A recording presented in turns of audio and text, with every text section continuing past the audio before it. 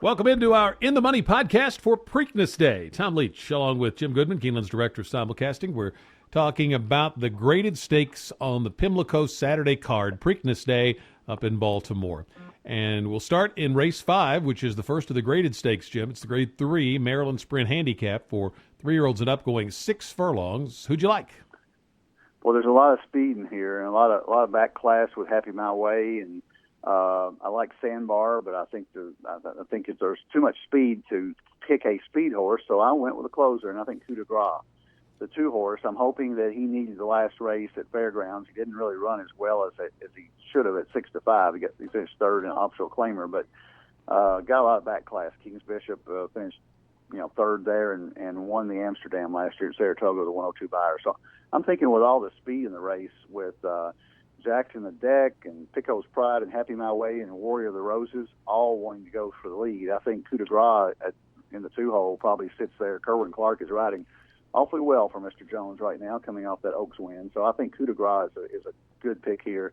Those other speed horses, I think Happy My Way is, because the class has a better chance of hanging on for second or third and possibly going all the way if those other horses don't run well. Service for 10, the 8 could also get up for a piece, but I look for this race to kind of fall apart on the front end. I think it's a whole lot of pace in here, and I think Coup de Grace is the pick. I'm on the same page with you. I looked at Larry Jones' numbers of this kind of a short layoff, 31% wins, ton of speed in here, and this horse is working lights out if you look at the workout pattern. So a lot to like, I think, about Coup de Grace in here.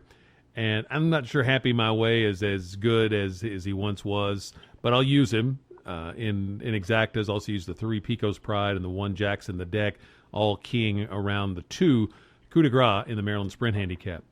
9th race is the next graded stake, and that's the grade 3 Galleret on the turf for fillies and mares 3 and up, going a mile and a 16th. And it's a tough spot. You got Hard Not to Like off a third in the Jenny Wiley at Keeneland. Chad Brown's got What's the Chances that were in second in this race last year. But I'm going to go with a 3-horse Euro box. You've got horse coming over, Token of Love, first start for Motion in this country. You have Mango Diva, the 10, first start for Michael Matz in this country. And then you got Arnaud Delacour has the 1-horse, Boca Iuva, who was heavily bet in a race here at Keeneland. Didn't run well at all, but gets Lasix first time now. Kept really good company in Europe, and that was a non-winners of 3 other than. She ran poorly. Would have been easy to pick a much softer spot, and instead Delacour puts her back in here. So I'm going to pick Boca Iuva, if that's how you pronounce it, the 1-horse to win it, and do a 3-horse exacta box, 1, 9, and 10 with all 3 Euros. How about you in the Galleret? I like all 3 Euros, but I made a note here that I could make a case for about 9 of these horses. I think this is the start of the pick 5. If you want to catch if you want to single a couple horses later on, of course it ends with a Preakness, so maybe you got a single there, but I would go really, really deep in here if I started pick 5. But I landed on Hard Not to Like. Christophe Clement coming off that race in Jenny Wiley, off a decent layoff, been off for 3 months, and probably needed the race. And the one thing that I thought about in here with these other horses, they seem to all have the same buyer figures. They all have an upside. Emotional Kitten, you can certainly make a case for any Ramsey, Wesley Ward horse.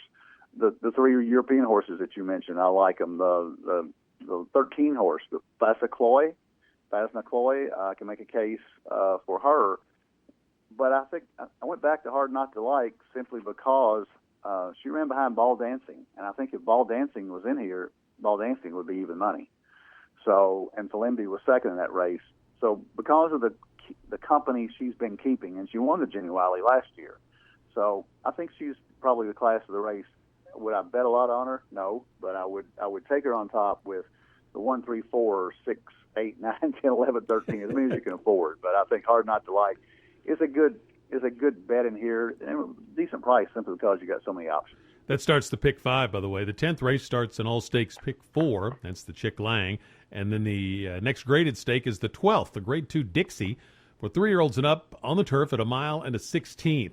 You've got grade 1 winner up with the Birds in here. You've got horses coming out of the Makers 46 Mile at Keeneland. It's a good group. Who did you land on? Well, it's hard to separate Grand Tito, War Correspondent, and Arapica. They ran right together two back in the Appleton, and Grand Tito came back and just barely got beat in the Miami Mile. War Correspondent would be my pick, but I don't like the 13 hole. I think he's probably the best horse in the race, and Johnny Velasquez, Christophe Clement, a lot of reasons to like him. But I'm going to pick Grand Tito because I think he can sit a tracking trip off that one hole, and Espinosa can get him in the race and maybe run down the speed at the end. Arapica, I can make a case for him as well. I'm thinking that I like the 13. I couldn't talk myself off War Correspondent except for the 13 hole. Long on value, I can make a case for him coming out of the Maker's Mark Mile and ran behind Jack Milton and Arapica. So I can make a case for 3 or 4 of these horses. I would go 4 deep in the pick 4 at least with Grand Tito, Arapica, probably War Correspondent, and long on value. But I'm going to pick Grand Tito to come up from the inside for Espinosa and have a shot to be the big double for him with the Longines Dixie and the Preakness coming up. Just like he did on Derby weekend when he won the Woodford in the Derby. I'm going to take the 12 long on value here. 2 back, horse ran a 100 buyer, a lifetime best. That was in his 4-year-old debut. So I thought maybe this is a horse that has really improved from 3 to 4 and then regressed last time maybe because of the soft turf. And I'll be willing to give him an excuse. I like the fact that he's had 3 solid works for Mott in the interim between the last race and this one. And not wild about the post, but I like the value for long on value in here. And Mott usually fires on these big days. So I'm going to take the 12 long on value, use him with the 9 Legendary, who comes out of the Maker's 46, the 11 up with the Birds just on class, the 10 Manchurian High, and then either Grand Tito or Ironicus. I think I'll go Ironicus, the 2, who's much less proven, but seems to be improving, and it'll be a bigger price. So I'm going to keep those with the 12 long on value. And in the 13th race, that's the Grade 1 Preakness at 1 mile and 3/16. And I'm going to go against American Pharoah. Would love to see him win it to give us the hope of a Triple Crown winner. But the fact that he's going to be odds on in a race where he's got to break from the inside, and you know it's an interesting strategic race. I kind of think he goes for the lead, and if he does, Firing Line engages him from the outside. If he takes back, then he's faces the chance of a little adversity. But you've also got the fact that his stablemate's right next to him and has speed. So could there be, a little NASCAR thing here of the teammates helping each other out? I don't know. I'm really perplexed by how this unfolds strategically. But Dortmund's going to be around 3-1 or better, and he's got, on his best day, the highest buyer fig in the field. So you're going to get 3-1 or better on the horse that has the best number in the field.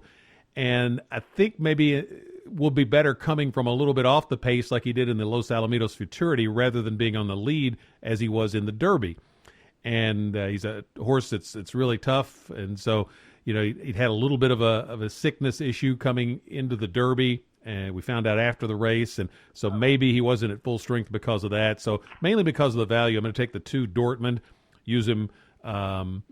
You can use him certainly with the favorite, but there's no value there in the 2 Baffords. So I think the real value play is an exacta box of Dortmund and Firing Line, and hope that American Pharoah is a little knocked out from the Derby.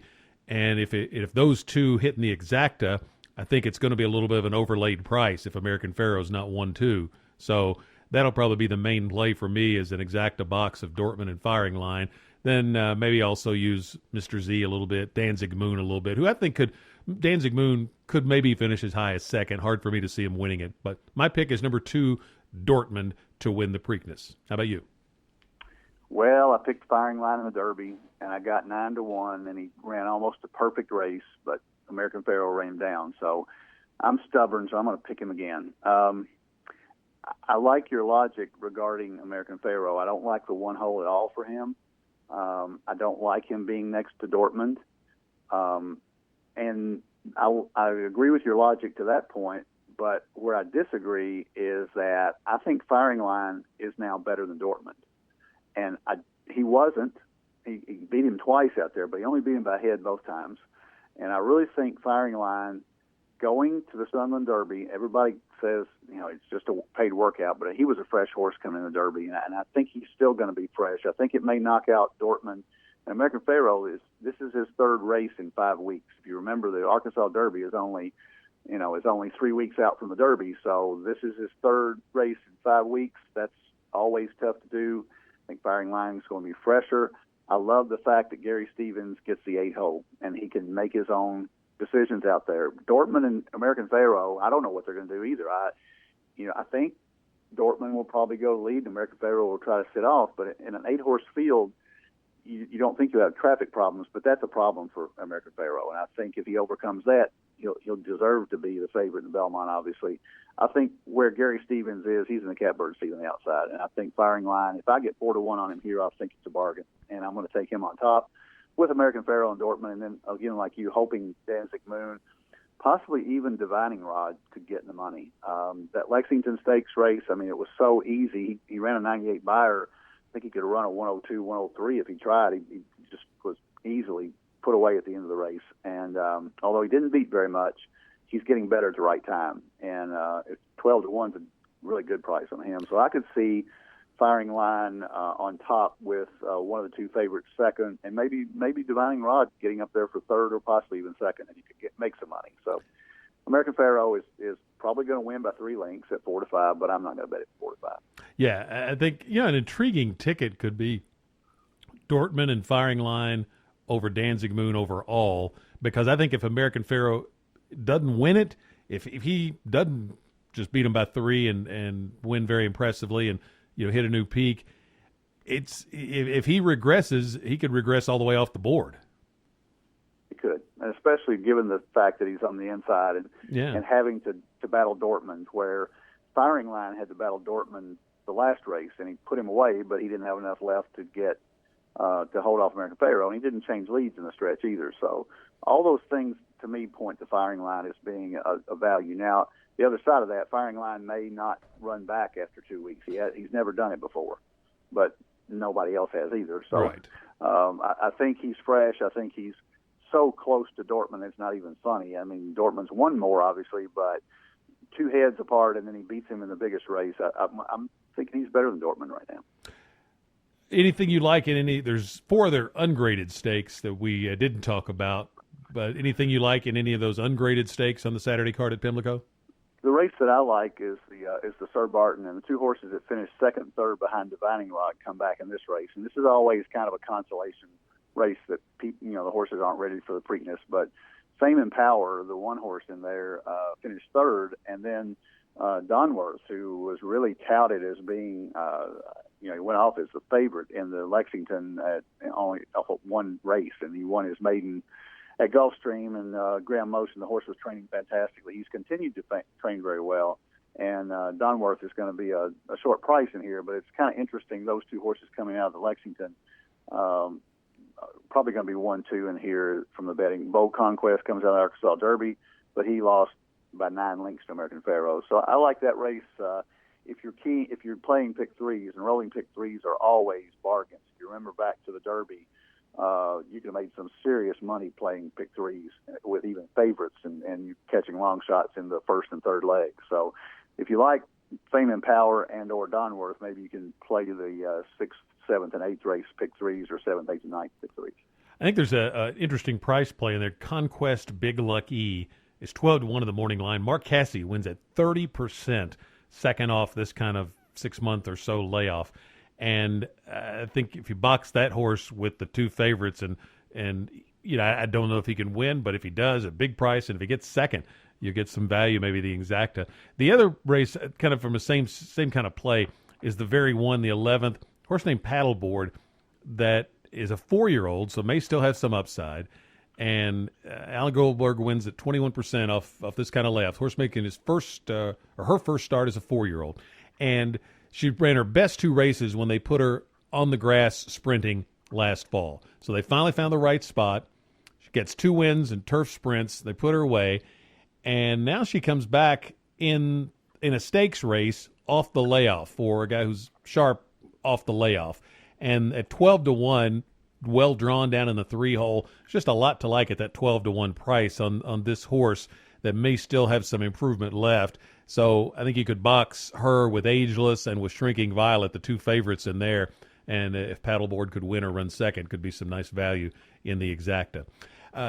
Good luck on your wagers for KeenelandSelect.com. Keeneland's going to have a big day at Preakness wagering. If you're coming out to the track, they've got you can sit in the paddock, enjoy the day like you did for Derby and Oaks Day, and specials for food and drink, and then play the races. You can also get the drive-through wagering starting at 8 in the morning, and then you can also advance wager, don't forget, on Friday for these. Can you do all Saturday races or just the Preakness, Jim?